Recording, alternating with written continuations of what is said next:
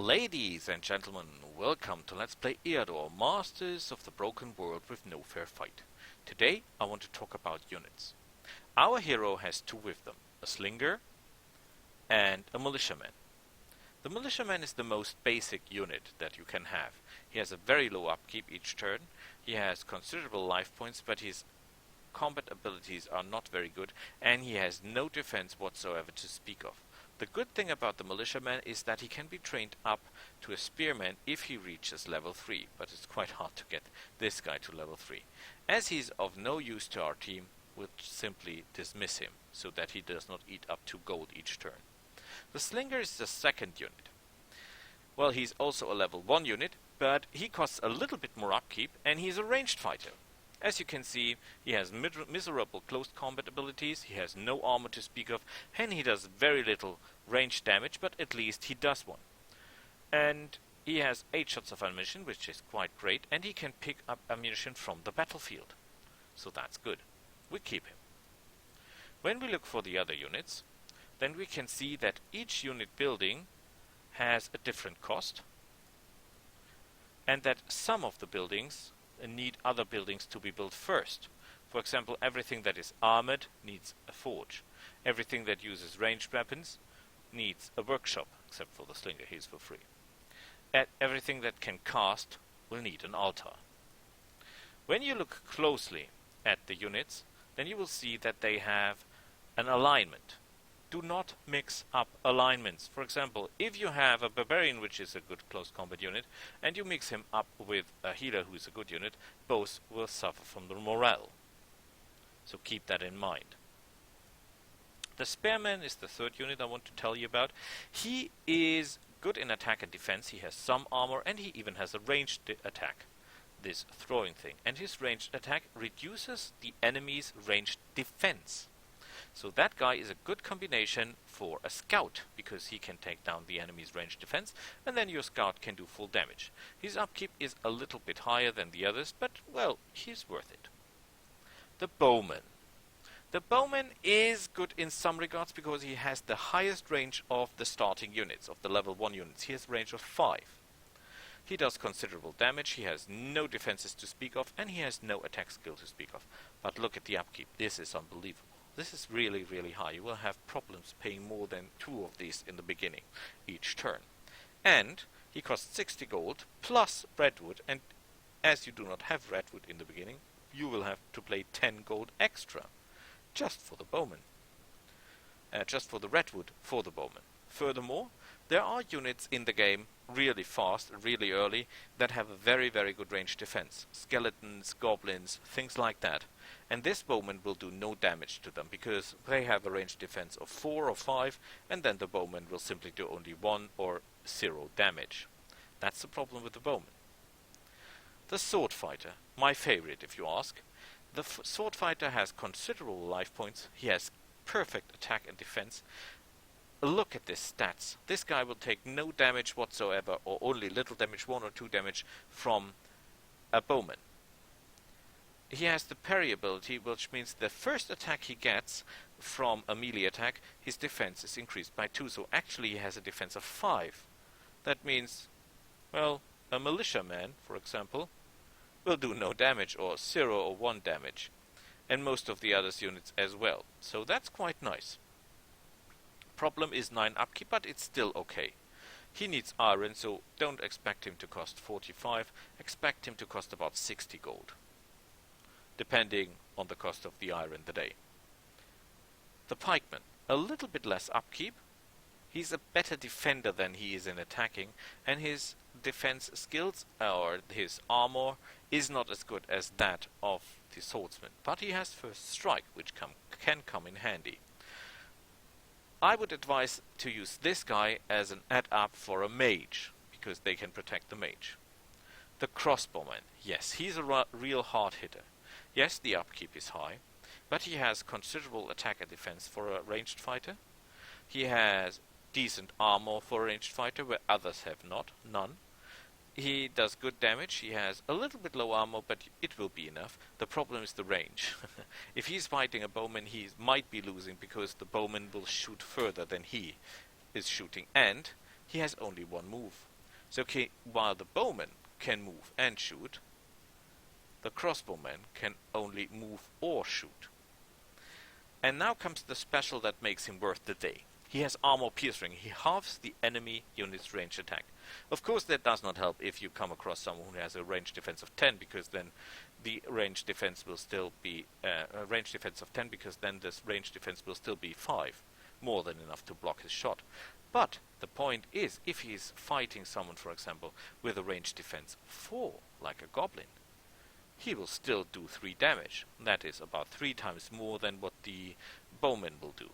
So, worth his money if you ask me. Problem, he needs redwood and iron, so expect him to cost about 90 golds. The healer. My dream of a unit.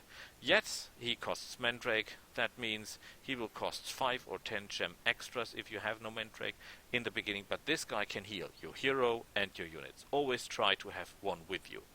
Totally worth it. The barbarian. Main problem with the barbarian is not the fact that he can fight, because he can fight. He has more life points than every other unit in the beginning. He has more attack. He has even armor. He has a ranged attack. His upkeep is very, very low. And he's a berserker. That means while other units get weaker when they lose life points, for example, a sword fighter with only 1 life point will do only 1 or 2 damage at best. A barbarian with 1 life point will do even more damage than 9. This guy goes nuts, and they're cheap. They do not request any special resources, and the only building you need to buy them to build them is a tavern, which you build naturally very soon.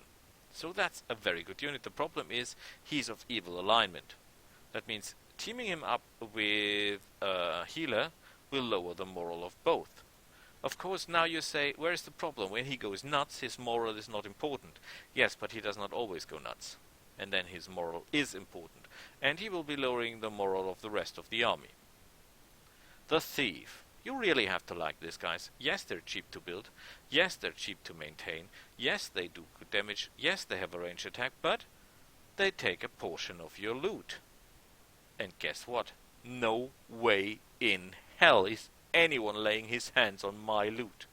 He has the ability to ignore enemies' counterattacks, so that's quite nice, and he can make himself stealthy. Well, but you have to like that. Not my unit, if you ask, and he's evil. Same goes for the brigand. Actually, it's some kind of a cheap swordsman. Problem is, he takes your money, and he's not quite as good. He's good, but he's not quite as good. But of course, he costs only a very small amount of that what a swordsman costs. So if you're low on money and you have no other choice, the brigand is your friend. The shaman. Look at the cost in gems. You don't have mandrake, double this gem cost. But look at the damage. Yes, this guy can do a lot of magic damage if needed. And he has a good magic defense. So actually when you're fighting enemy shamans, it's a good idea to get this guy in front to take the damage, heal him up, and wait until the enemy runs out of ammunition. But only against magic, please. He has no range defense, so a bowman will kill him quickly, because the bowman has even the greater range. Yes, he has an upkeep of gems, which is bulk, but there are certain circumstances where this guy is really useful. For example, fighting skeletons, for example. That's quite impressive. But we want the crossbowman. Because, yes, each hero has his good combinations. For example, a scout works well with 2 swordsmen and a healer, or 2 spearmen and a healer. A warrior works, in my eyes, best with 2 crossbowmen and a healer. A mage works best with 2 pikemen and a healer. And a wizard works good with 3 barbarians. Who would guess it? A commander will also work good with 3 barbarians because he can cast heal. A barbarian will work well with bandits or even with thieves because he can boost them and he can have 4 of them. He can have 4 barbarians, he can have 4 brigands. So he will do the mass attack. So, we cannot do anything now because we have not the right buildings to recruit anyone. So we'll just go looking around in the province and try to build the building that we need. We have explored 3% of the province, which is okay. And now we need the workshop. The workshop is mainly a building for the ranged fighters, so our warrior will not buy anything out of that thing, but he will keep exploring. A chainmail armory. We could continue exploring, we just look into it. We could attack it, which will be the shortest attack of all times, because they've got a catapult and a ballista, and those guys will kill our warrior in one turn without he even seeing them, really. We can attack the shop to plunder it, so we will enter it. Look at the good, or place a special order. We'll just look at the goods. Not that we can buy anything of that, just to show you what kind of items are there. There are set items, for example. Ooh, nice. And there are even sets, for example, that will give you more experience. Yehee! But look at the price. We cannot pay that, and we will only have one of the sets, because I don't think they're selling any of the other set items here. No, they're not. We could afford this for 3 more life points. That is not worth our time. So, we will not buy anything here, but we will buy our crossbowman school. Hooray! You say, now buy a crossbowman. No, because we cannot afford one. Look at the price. We keep exploring. And we keep exploring. And we keep exploring. There is a jewelry store. We can examine it. We can attack it. Elves, the best first level ranged fighters you can have, but you need an alliance to get those. More about that in another episode, not in this.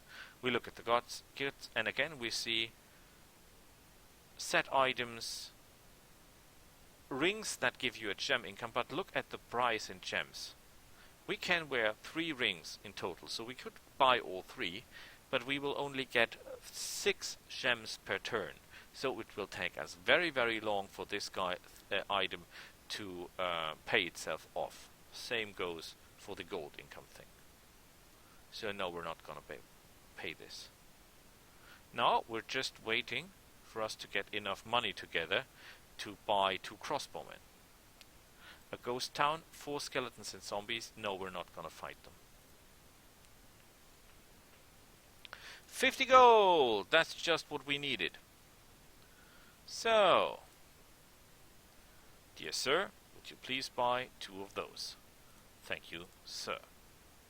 We have 45 gold. I don't think that is enough for any building. Nope. As you can see, this costs 50. We could buy the granary. We could buy the tavern, where we could buy, how is it called, mercenaries. But at the moment we're good. We could invest the money in a shield for a little bit more close defense, combat defense here instead of ranged combat defense, because we will be mainly attacked by close combat fighters and not by ranged fighters. But that 37 gold will come in handy later on. Now we'll do our first fight. We will leave our province. There's one thing you should know about this. We call that rings. The first ring around your province, the first ring of provinces around your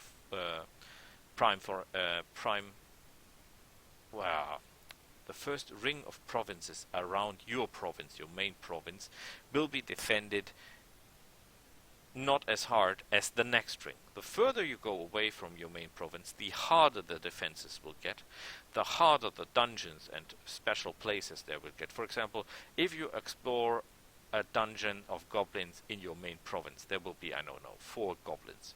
If you do that 1 province level away, 1 ring away, there will be 6 of them, for example. And if you go 1 further, there will be slugs and God knows what with them. So be careful about that. First clear the inner rings and then go outside. If we enter another province, we must be aware that there will be defenders and that the terrain will be according to what we see. So for example here it will be swamps and hills, for example, because this is a hill area still. So let's move there.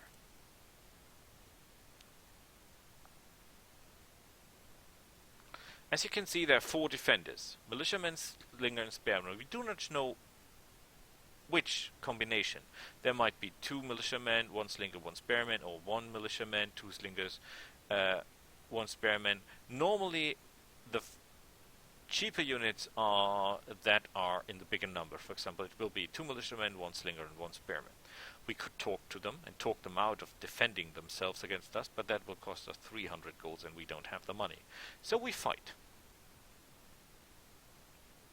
And here we are at our first fight. This is the battlefield.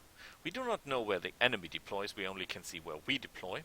And we see that there are special terrain features. For example, if you're in a swamp, you will get a minus on your defense and counter attack. If you're in a wood, you get a bonus to your range defense. If you're on a hill, you get a bonus to your counter attack, defense and range. So we always want to place our units on the hills. Perfect.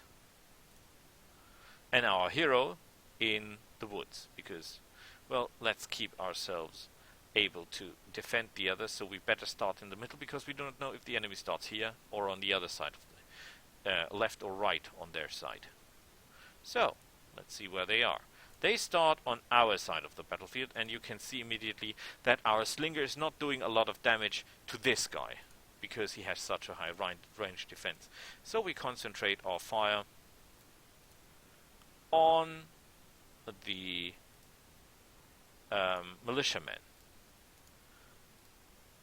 So, we must be aware of the fact that this guy here has a special ability. He can force march.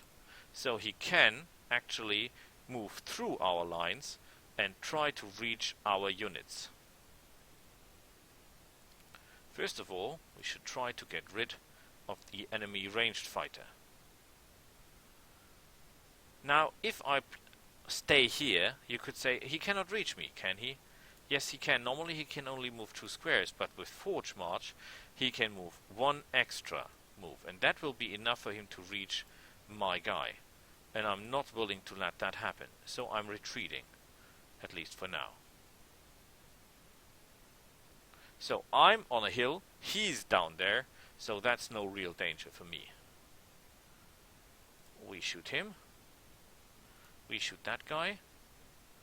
And our slinger fires at him because his defense is already low. Wonderful work. Yes, he fires, but he will not be able to do a lot of damage, thanks to the fact that he has only 2 life points left. And our warrior does the job. Excelente.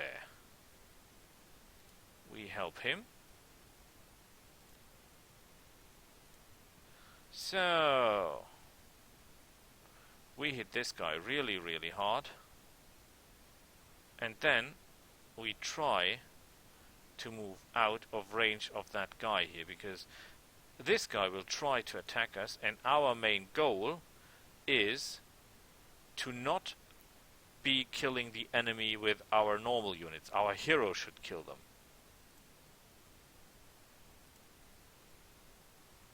Oh yeah, he goes in the swamp, that moron. That is not nice. But as you can see, he has no stamina left, which means he is no danger for us anymore, because he can't do anything. Without stamina, you cannot attack or defense or do anything, really. Now he has a moral problem. He's now doing very close to little to no damage, and we can try our best to reduce his life a bit, without killing him, of course. Let's get out of the way. So, this guy here will trying to regain his stamina. Uh-oh. Oh, we can still do it. Yes, we did it. We're on 0 stamina, but we did it.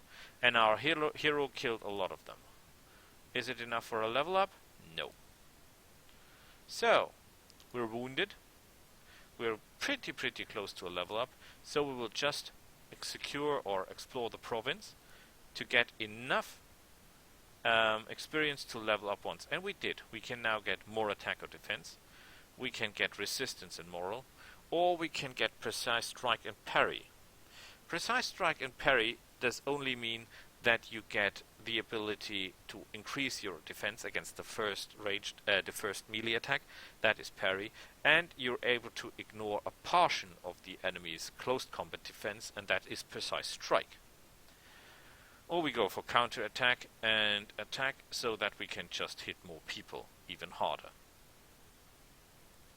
So I say we go. Resistance is quite important for a warrior, because that's where he really fails normally. But I say we go for this. So, up to the next province, I say. What is our income outcome? Oh, we're still negative. We need another province, or we will starve to death financially. It's the same combination again. But this time there is a lot of swamp, which does not have to be bad for us. It's just the fact that it is. So, there's not much we can do. Just let them come.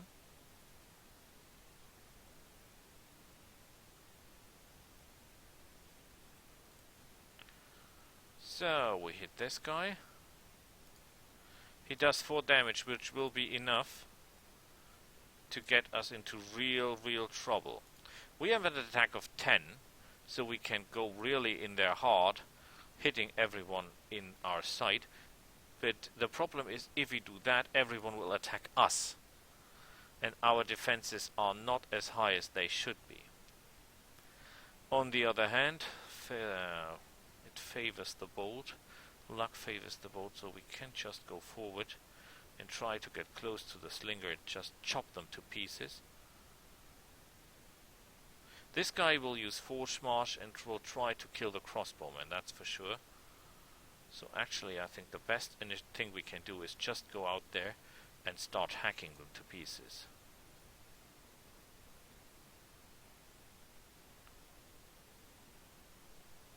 Yeah, that was to be expected. Okay, question is, we go here and hammer this guy. We will try. We could try to take this guy out, but he still does. Oh no, he does not do enough damage to take us out, so that's okay. Oh, we must be careful for our hero. He's going for our hero, that's his plan.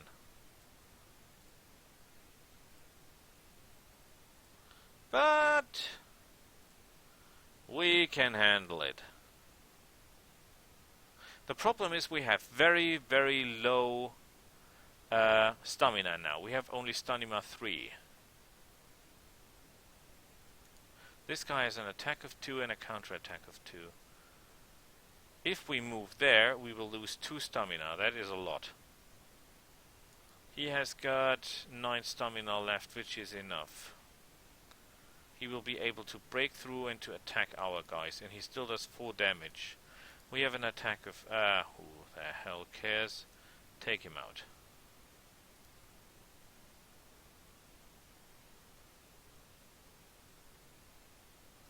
So, hit him.